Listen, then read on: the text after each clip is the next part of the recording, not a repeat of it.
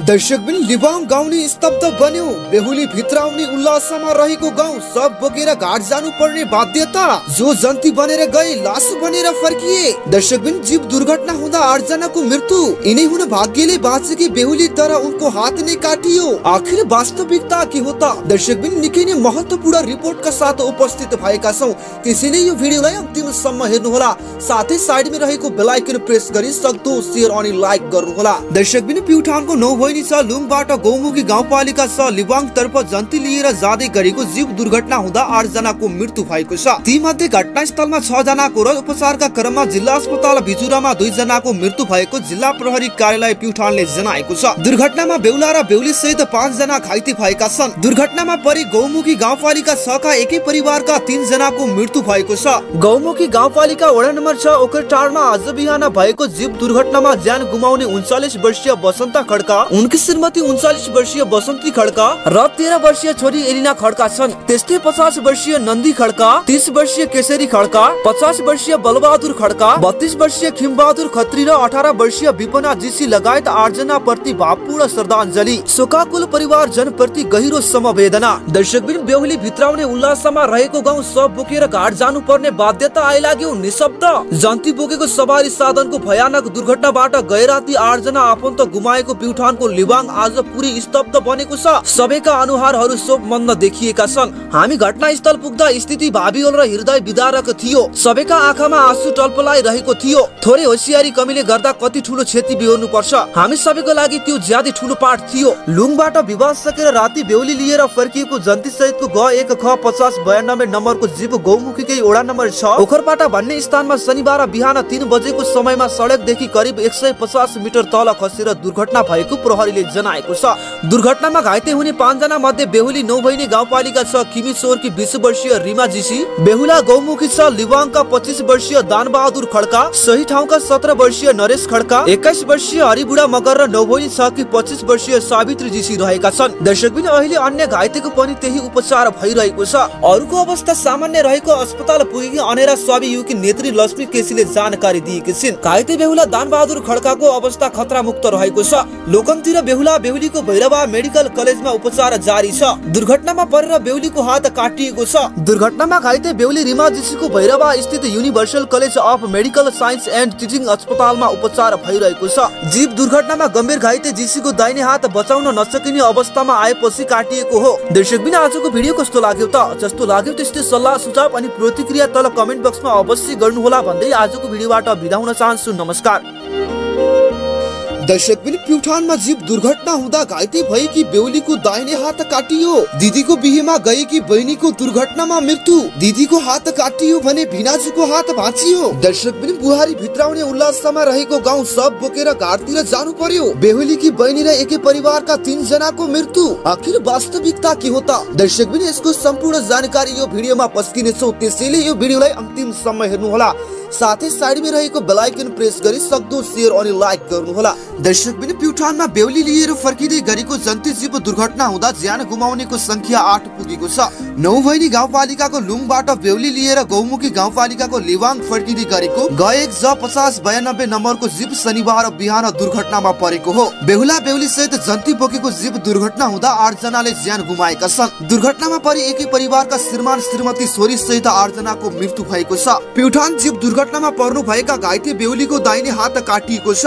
अरूको अवस्था सामान्य रहेको छ भने बेहुला र लोकन्तीको अवस्था पनि खतरा मुक्त छ। सबै बोल्न सक्ने हुनुहुन्छ। उहाँहरू 3 जनाको भैरवा मेडिकल कलेजमा उपचार भइरहेको छ। अध्यक्ष गिरीका अनुसार बेहुलीको एउटा हात नै चुडिएको छ। गर्भवती घाइते बेहुली सहित 3 जनालाई बुटोलमा रिफर गरिएको छ। बेहुला दानबहादुर खड्का र सावित्री जीसीको जिल्ला अस्पताल बिजुवारमा उपचार भइरहेको छ। दर्शकबिन जीव सडकदेखि 150 मिटर तल खोल्सामा खसेको छ। रातभर पानी परेको र बाटो चिप्लो भएका कारण दुर्घटनामा परेको प्रहरीले जनाएको छ। मृत्यु हुनेमा जिल्लाको गौमुखी गाउँपालिका वडा नम्बर 6 जिवाङका 39 वर्षीय बसन्त खड्का, उनकी 39 वर्षीय श्रीमती बसन्त खड्का र उनकी 11 वर्षीय छोरी एलिना खड्का रहेको गौमुखी गाउँपालिकाका अध्यक्ष विष्णु गिरीले जानकारी दिए। त्यस्तै अन्य मृतकमा जीव चालक 50 वर्षीय बलबहादुर बुढा मगर, 29 वर्षीय केशरी खड्का, 32 वर्षीय खिम खत्री, 50 वर्षीय नन्दी खड्का र नौभैनी 6 लुम्की 28 वर्षीय विपना जीसी छन्। अध्यक्ष गिरीका अनुसार दुर्घटनामा परि बेहुला 25 वर्षीय दानबहादुर खड्का, बेहुली 19 वर्षीय रिमा जीसी, 29 वर्षीय हरिबुढा मगर, 17 वर्षीय नरेश खड्का र 25 वर्षीय सावित्री जीसी घाइते भएका छन्। जिल्ला प्रहरी कार्यालय प्युठानको सूचना अधिकारी देवी प्रसाद गैरेका अनुसार दुर्घटनामा 6 जनाको घटनास्थलमै र 2 जनाको बिजुवा र जिल्ला अस्पतालमा उपचारको क्रममा ज्यान गएको हो। दर्शकबिन यी हुन् गोविन्द जीसी। हिजो धुमधामले छोरीको कन्यादान गरे, राम्रोसँग घर गएर खानु है भन्दै छोरीलाई बिदाई गरेका थिए। माइती घरबाट बाजा बजाएर बिदाई गरेकी छोरी घरसम्म पुग्न सकिनन्। बाटोमै बेहुला बेहुली सहित 14 जना जन्ती बस्तीको जीव दुर्घटना भयो। बाटोबाट झण्डै 300 मिटर तल खोल्सामा जीव खस्यो। एका बिहानी 5 बजे गोविन्दको मोबाइलमा घण्टी बज्यो। पक्कै पनि छोरीले घर पुगेर गरेको होला भन्दै गोविन्दले फोन उठाए।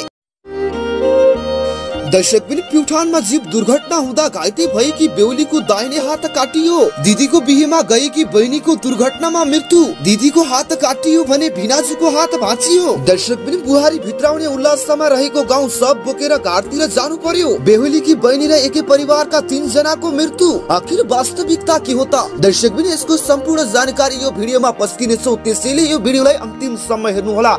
साथै साइडमा रहेको बेल आइकन प्रेस गरी सक्दो शेयर अनि लाइक गर्नुहोला। दर्शकबिन प्युठानमा बेहुली लिएर फर्किँदै गरेको जन्ती जीव दुर्घटना हुँदा ज्यान गुमाउनेको संख्या 8 पुगेको छ।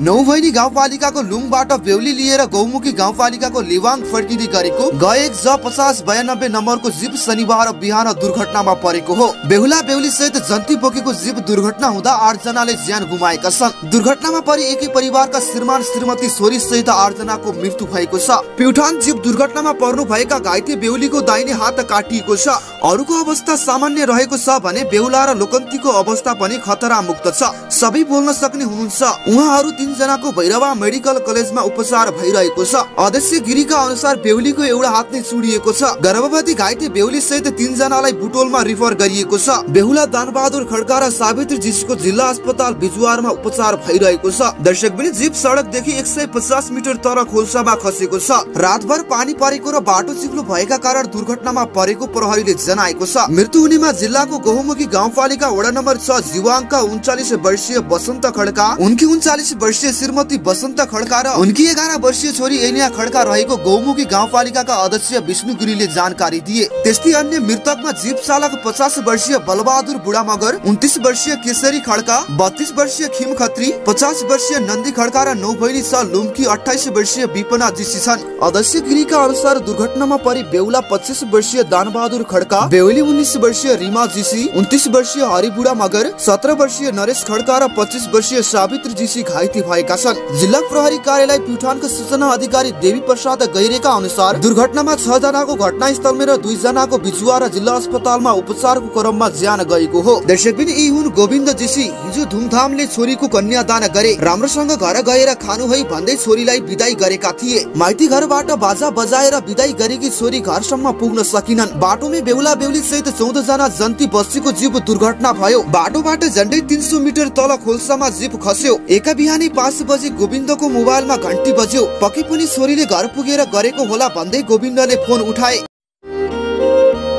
दर्शकबिन प्युठानमा जीव दुर्घटना हुँदा घाइते भएकी बेहुलीको दाहिने हात काटियो। दिदीको बिहेमा गएकी बहिनीको दुर्घटनामा मृत्यु। दिदीको हात काटियो भने भिनाजुको हात भाँचियो। दर्शकबिन बुहारी भित्राउने उल्लासमा रहेको गाउँ सब बोकेर घाटतिर जानु पर्यो। बेहुलीकी बहिनी र एकै परिवारका 3 जनाको मृत्यु। आखिर वास्तविकता के हो त? दर्शकबिन यसको सम्पूर्ण जानकारी यो भिडियोमा पस्किनेछौँ, त्यसैले यो भिडियोलाई अन्तिमसम्म हेर्नुहोला।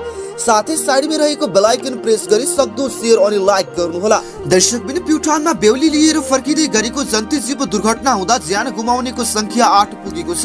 नौभैनी गाउँपालिकाको लुङबाट बेहुली लिएर गौमुखी गाउँपालिकाको लिवाङ फर्किँदै गरेको GX 5092 नम्बरको जीव शनिबार बिहान दुर्घटनामा परेको हो। बेहुला बेहुली सहित जन्ती बोकेको जीव दुर्घटना हुँदा 8 जनाले ज्यान गुमाएका छन्। दुर्घटनामा परि एकै परिवारका श्रीमान श्रीमती छोरी सहित 8 जनाको मृत्यु भएको छ। प्युठान जीव दुर्घटनामा पर्नु भएका घाइते बेहुलीको दाहिने हात काटिएको छ। अरूको अवस्था सामान्य रहेको छ भने बेहुला र लोकन्तीको अवस्था पनि खतरा मुक्त छ। सबै बोल्न सक्ने हुनुहुन्छ। उहाँहरू 3 जनाको भैरवा मेडिकल कलेजमा उपचार भइरहेको छ। अध्यक्ष गिरीका अनुसार बेहुलीको एउटा हात नै चुडिएको छ। गर्भवती घाइते बेहुली सहित 3 जनालाई बुटोलमा रिफर गरिएको छ। बेहुला दानबहादुर खड्का र सावित्री जीसीको जिल्ला अस्पताल बिजुवारमा उपचार भइरहेको छ। दर्शकबिन जीव सडकदेखि 150 मिटर तल खोल्सामा खसेको छ। रातभर पानी पानी परेको र बाटो चिप्लो भएका कारण दुर्घटनामा परेको प्रहरीले जनाएको छ। मृत्यु हुनेमा जिल्लाको गहुमुखी गाउँपालिका वडा नम्बर 6 जीवाङ्क 39 वर्षीय बसन्त खड्का, उनकी 39 वर्षीय श्रीमती बसन्त खड्का र उनकी 11 वर्षीय छोरी एनिया खड्का रहेको गहुमुखी गाउँपालिकाका अध्यक्ष विष्णु गिरीले जानकारी दिए।